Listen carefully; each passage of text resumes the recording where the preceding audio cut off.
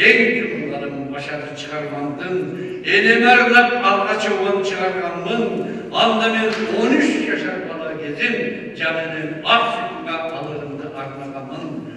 Kırgız Республикасынын эмгек сиңирген артисти, кино жана театр актёру, обончу жана композитор Чыңгыз Айтматов атындагы эл аралык сыйлыктардын лауреаты Нурканбек Турсунбаев агабыз жаздын ушул алгачкы күндөрүндө 80 жашка толуп олтурат.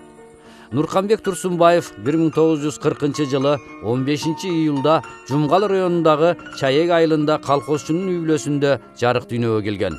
1966 жылы Ташкент шаарындагы Островский атындагы театралдык көркөм институтун бүтүргөн.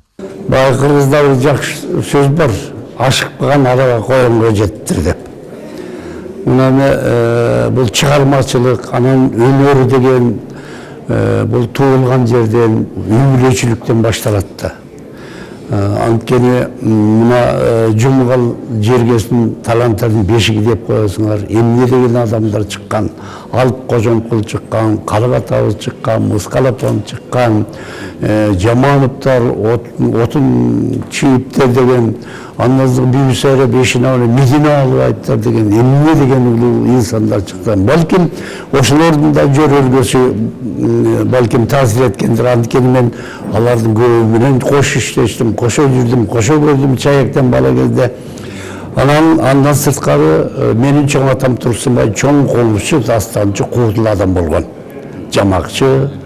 Анан өзүмдүн атам Турсунбаев мырзалы болсо, Токтогул Сатылгановдун эң кенже окуусу болгон. Чоң дастанчы, жомокчу. Токтогул Сатылгановдун 200дөн ашык күбүсүн ыр менен ошол тажрыйбасы менен айтып ырдаган адам болгон. 1939 жылы Москвада өткен декадада Атай Оңбаевтар менен Москвада Кремльде комуз черткен адамдардын бири болгон. Анан апакебиз болсо ушундай колунан көтөгүлгөн иш бер адам эле. Анан биз 5 бир тууган элек, Улагайым Жумгалбек музыкант, сатирик акын болгон, өзү жогорку билимдүү. Андан кийинки байгым Сатселбек дагы чоң комузчу, атамды басып кеткен комузчулардын. Анан кийин менден кийин өзүңөр билесиңер, кыргыз журтчулугубузга таанымал Сөмкөлдүн чүрөкү таттуу карындашым. Андан кийинки иним Имамады Москвадан бүтүп келген, Строганов атында высшее училищени өткөн, монументалист художник болгон. Демек, биз ошол чыгармачылык, эл журтумду байкайм, өзүмдүн үйлөрүмдү кылам, ошолордон алган таасир, демек ошол мени ушул даражага жеткирди деп ойлойм. Нурканбек Турсунбаевдин үй бүлөсү, ата теги өнөргө кызыккан адамдар болгон. Ал Ташкенттеги театралдык институтта бир тууган карындашы, таланттуу кино жана театр актрисасы Айтылуу Соңкөл чүрөгү Таттуу Турсунбаева менен бирге окуду. Болочоктогу эки зор талант бири-бирине таламдаш, канатташ болуп өнөр сересине келишти. Театр жана кино актёру Турарбек Рыскулов да эки талант менен Ташкенттеги театралдык институтта билим алган. Нурканбек Турсунбаев жөнүндө айтсак, бул узак сөз. Анткени себеби бул баланы мен бала кезден бери билем. Анда биз 61-жылы ошол Ташкент институтунда 4-курста окуп жүргөнбүз, кыргызстандык. Анан ошол кезде ушу Нурканбектер барып калышты. Булар дагы абдан жакшы тандалган экен. Анын биринчи карындашы Таттууга. Эми баягы барганда ушул экөө тең ушул театр үчүн, кино үчүн, музыка үчүн жаралып калгандай сезилди. Анткени себеби экөө тең татынакай, экөө тең шумдук. Анан аерде Ташкенттеги Островскийда театралдык институт, бул абдан чоң институт. Союз боюнча биринчи деп койсок болот да. Аерде түркмен, тажик, каракалпак, корей, казактар, орустар, толуп аткан, өзбектер өздөрү, анан биз кыргыздар, ал турмак Кытайдан келген студенттер окучу. Уйгурларың да бар анын ичинде. Анан ошол окуп жүргөндө эми аерде баягы Ташкентке келгенде биринчи эле Бадырай ошол балдар көрүнүп калды да. Турсунбаев, Нурканбек иним, Таттуу карындашы, анан Муратбек Рыскуловдун баласы, Искендер, анан толгон токойлор муну айтып отурганда, эми бар тең сонун балдар экен. Шондук мөлтүрөйт. Жаш кестик деген жакшы да. Бұл искусство, кино, сахна бұл сұлулықты жақсы көреді. Сұлулық менен қатар ішкі дүниенің тазалығын жақсы көреді. Антпесе роль шықпайды да. Анан баяғы бізде баяғы кесіп бойынша бізді дайындайды актер, драматический театр и кино деп. Ал жана музыканың іші жоқ. Ошо эки кесіппен не болабыз. Бирок Нурканбекке бир теңирим бир башкача өнөр берип коюптур. Музыка жагын, обончулук, акынчылык. Анан кийин жанагы ар бир жанагы музыкалык аспаптардын баарын ойной билиши. Мындай деген бул мен ойлоймун бул балага теңирим аябай берген экен деп. Ал Ташкенттеги театралдык институтту аяктагандан кийин эмгек жолун 1966 жылы Токтоболот Абдымовдун атындагы Кыргыз улуттук драма театрында баштады. Дээринен таланттуу жаш актер чоң кичине роль болобу баарын бабына келтире аткара турган. Кыргыз эл артисти Жыпарыса Көчөрбаева Айлакер Колукту Темир аял спектаклинде Нурканбек Турсунбаев менен бирге образдарды жараткан. Эми кандай адам дегенде жакын арада бир Байкенин концерти болду. Опера балет театрынын Малахис залында. Ошол жерде агайдын тиги Нуркан Байкенин окуучусу бар экен, Бөрүбаев деген. Билесиз, белгилүү окумуштуулардын. Ошол киши бир укмуштай сөз айтты да, Нуркан Байке адамгерчиликтин академиги деп айтты. Мына. Ол ушундан ашык, мындан кыйын сөз табыш кыйын да. Адам катары абдан жакшы адам, адамгерчиликтүү адам, кеңпейил, кичипейил, ушундай бир жарокер, ушундай адам да. Анткени өзүнүн чыгармаларын ошо жаратып аткан, ошого төпкөлүшөт. Кээде болот го, кээ бир адамдар, артисттер, чыгармачылык адамдар өздөрү бир башка, чыгармалары башка. Анан ойлойсуң, чыгармачылыгы булардыкы башка болот, эми адам ар кандай болушу мүмкүн депчи. Бул жерде Байке бардык жагынан төпкөлүшкөн. Өзүнүн чыгармаларына ушундай ырларынын бар, обондорунун баары тең ушунчалык кандай десем, сезимтал, ушундай бир эмени орусча айтканда настроениени, ошол учурдун көңүл күйүн берип турган укмуштай сонун обондордо. Ошого жараша да бул аябай назик жандуу, ыр жандуу, абдан таза адам. Мен көргөндөн ушу Кыргыз драма театрында мен деле бир топ жылдан бери иштейм. Мен эң биринчи бул киши менен театрга келгенден кийин гастролдорго чыгып калдым. Бул киши менен Темир аял деген спектакльде молдонун ролун ойноп, мен Адалат деген робот аялдын ролун ойноп. Ошондон баштап мунун адамгерчилиги менен мындай абдан тыгыз көрүп, ошо менен жанында жүрүп калдым да, көп жолу, бир нече жолу гастролдорго чыгып. Нурканбек Турсунбаев 60 жылга жакын убакыт аралыгында 100дөн ашуун улуттук, дүйнөлүк классикага айланган драмалык чыгармаларда каармандардын образдарын эң жогорку деңгээлде аткарып, элдин купулуна толуп, алкышына арзыды. Ал театрда актердук чеберчилик менен гана чектелип калган жок. Союз кезинде артисттер дээрлик жыл бою гастролдоп жүрө турган. Нурканбек Турсунбаев 30 жыл бою артисттердин гастролун уюштуруп, республиканы түрө кыдырып чыкты. Ал убагында пландарды ашыгы менен аткарып, театрдын материалдык базасын чыңдоого эбегейсиз зор салым кошкон. Нурканбек Турсунбаев агайдын көп кырдуу талант экенин мындай 3кө бөлсө болот да, мисалы. Эң биринчи баягы актер театры, кино. Экинчиси мелодист, аткаруучу, анан обончу. 4кө бөлүнүп кетеби ушундо. Эми Нуркан Турсунбаевдин ошол баягы мен бала кезимден бери, эс тарткандан бери угуп жүргөн ырларынан эсимде калгандарды ошо ай баратат. 6-күнү кечинде. Бул кишинин баягы аккордеондо музыкальный нота билбейт. Вот бир кызык жери ушундай да. Бирок ушунчалык обондордун автору да. Анан баягы мелодист катары гастролго аткаруучу, аккордеон ырдап баягы спектакль бүткөндөн кийин илгери концерт берчик да. Концертте бул киши ошо көркөм жетекчи болчу. Башынан аягына чейин ким ырдаса ошого аккордеонду тартып берип, ойноп берип отурчу аккомпанементери болчу. Бул гастролер болуп. Тетиги мартта кетчик. Анан келип эле отпускага чыгып алып, анан кайра сентябрда кетип, ноябрда келчүк. О жараткан образдарымдан мен көргөндөрдөн ошол Танабай Гүлсаратта Чоронун чоң ролу да, чоң ролу болду. Анан кийин өзбектердин Саидтин эмеси күйөө жолдошунда дагы Эльвира Ибраимова койгон абдан жакшы комедийный кассовый спектакльдердин бири. Ал азыр театрда болуп калса аншлаг менен өтөт дайыма. Комедийный жанры. Анан келиндер козголоңунда дагы бир комедийный бир ролу бар, аябай сонун. А кино жагынан болсо дагы мына ошол мен көрүп калгандардан ошол Мосфильм менен Кыргыз фильм экөө чогуу тартылган ошондо Жоро деген фильмде Мусанын ролунда ойнойт. Ошо Муратбек Рыскулов, Мамбет Асанбаевтар менен кошо.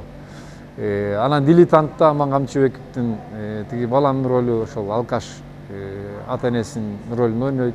Ал кино актері қатары 1961 жылы экранга чыккан Жоро көркөм тасмасында башкы каарман Мусанын ролун аткарган. Актер андан бери кыргыз, орус, казак фильм кино студияларында 15тен ашуун көркөм тасмаларда тартылып, 300дөн ашуун кинофильмдердин дубляж котормолоруна катышты. Мен Нуркан Турсунбаев агам менен ошол негизи мурдатан эле билчимин, оончу катары, актер катары.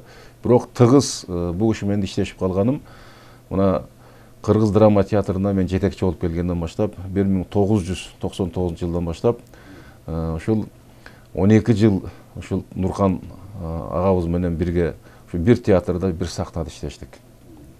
Эми албетте мен өзүмдү ушундай бир бактылуумун деп эсептейм. Ошол учурда Кыргыз драма театрында эмне залкарлар иштечи. Ошол эле Күмүшалиева, ошол эле Советбек Жумадылов, ошол эле Бообек Ибраев режиссерлор, ошол эле Искендер Рыскулов, Алмаз Сарлыкбеков, мына Мухамбет Токтобаев, Күнболот Досунбаев, Гүлшара Дуулатова, Касымбай Табалдиев, эмне деген залкарлар, Тургун Бердалиев сыяктуу чоң залкарлар менен мына иштешип калдым. Андан кийинки муундардагы иштешип келатабыз. Мына ошолордун арасындагы эң бир таланттуулардын бири мына ушу Нуркан Турсунбаев агабыз болду да.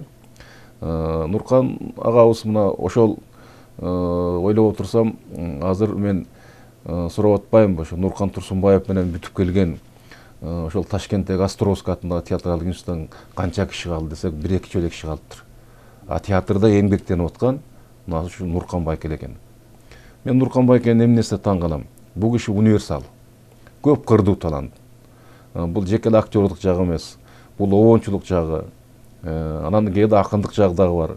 Мына ошолордун баарын кошо ала жүрүп, анан чоң адамгерчилик менен эч качан мындай жулунбаган, эч качан мындай башка бирөөлөргө окшоп алдыга умтулбаган бир жакшы сапаттары бар да. Ошондуктан мен Нуркан Байкел менен ошол 12 жыл ичинде ушу бир театрда, бир сахнада иштешкениме мен абдан разымын. Бир эсептен ушу бактылуу күндөрдүн бири деп ойлойм. Ал кыргыз цирк өнөрүнүн негиздөөчүлөрдүн бири. 1961-62 жылдары Ташкенттеги Островский атындагы көркөм театралдык институтунда карындашы Таттуу менен окуп жүргөн кезинде кыргыз циркин түзүү жөнүндө алгачкылардан болуп демилге көтөрүп чыккан. Ошентип, эң алгачкы кыргыз цирк программасын иштеп чыгып, машыктырган. Мен Нуркан Байкел менен Нарын театрында, Рыскулов атындагы Нарын музыкалдуу драма театрында мен мектептен кийин келип, ушу баягы театрга актриса болуп кирип калдым да. Мен анда 16 жаштамын. 16 жашымда ушу Нуркан Байкел келип калды. Айлакер Кулукту дегенде Нуркан Байкел ошо менин жигитим болуп ойноп калды. Мен Айлакер Кулуктун ойноп калдым Гүлшанды. Анан экөөбүз аябай жакшы иштештик. Ошол кезде деле Нуркан Байкел жаш элекен, бир 40-ка чыга элек жигит окшойт да. Бирок өзү баягы жаш көрүнчү дегендей, арык чырай ошо ролго ошо бап келди да.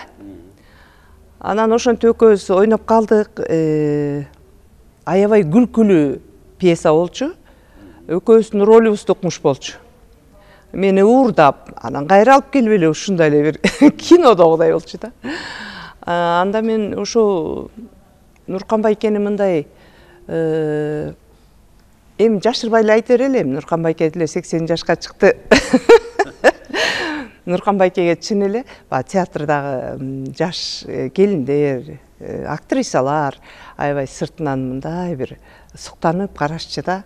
Анан чын эле Нуркан байкенин андай жагы бар экенин мен чын эле билген жокмун, себеби мен ал кезде бала элемин да. Анан татынакай болчу эсимде калганы. Анан Нуркан байке мындай жумшак мүнөздүү, бир адамгерчиликтүү, бирөөгө бир ай сен деп сүйлөбөгөн, сүйлөсөң эле мынтип жылмайып жооп берип ушундай киши болчу да. Анан бир Нуркан байке деле аз эле иштеп калды окшойт, ошо бир 4-5 жылдай иштеп кетти театрда, менин билишимче. Ошо мен билгеним. Анан мен ошо кезде эле жана геолог Ныры дегенде ырдачымын. Мага аябай жакчы да.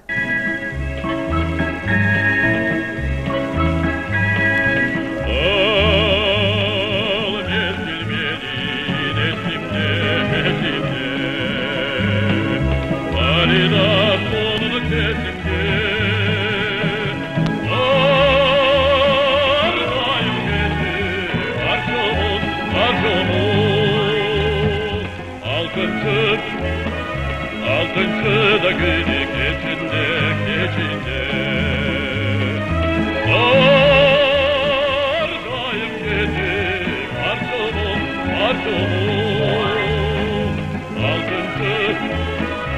Altıncı da günü geçinde geçinde Нурканбек Турсунбаев 400дөн ашын обондуу ырлардын автору.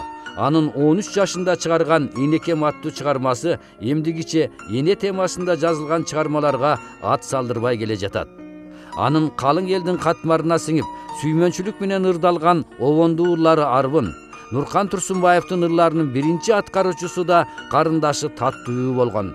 Обончунун ата журт, эне ашыктык темасындагы обондуу ырлары мезгил сынынан өтүп, небак эле өлбөс ырларга айланган.